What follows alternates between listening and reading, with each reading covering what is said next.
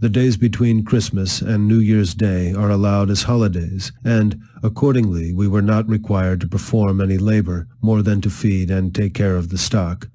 This time we regarded as our own by the grace of our masters, and we therefore used or abused it nearly as we pleased. Those of us who had families at a distance were generally allowed to spend the whole 6 days in their society. This time, however, was spent in various ways.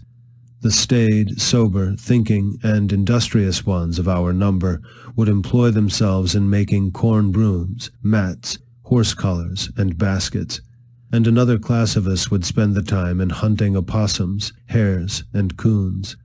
But by far the larger part engaged in such sports and merriments as playing ball, wrestling, running foot races, fiddling, dancing, and drinking whiskey. And this latter mode of spending the time was by far the most agreeable to the feelings of our masters. A slave who would work during the holidays was considered by our masters as scarcely deserving them. He was regarded as one who rejected the favor of his master.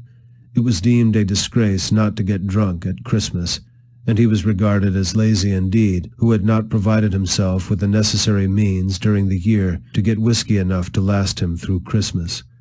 From what I know of the effect of these holidays upon the slave, I believe them to be among the most effective means in the hands of the slaveholder in keeping down the spirit of insurrection. Were the slaveholders at once to abandon this practice, I have not the slightest doubt it would lead to an immediate insurrection among the slaves. These holidays serve as conductors, or safety valves, to carry off the rebellious spirit of enslaved humanity. But for these, the slave would be forced up to the wildest desperation, and woe betide the slaveholder the day he ventures to remove or hinder the operation of those conductors. I warn him that, in such an event, a spirit will go forth in their midst, more to be dreaded than the most appalling earthquake.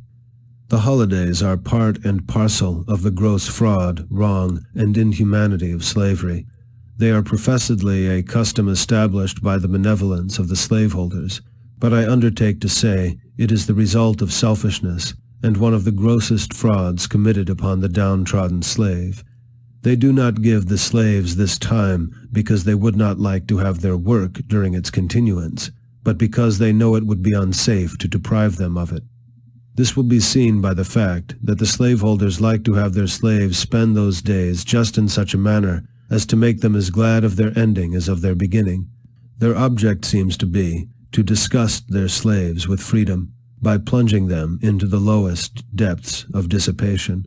For instance, the slaveholders not only like to see the slave drink of his own accord, but will adopt various plans to make him drunk.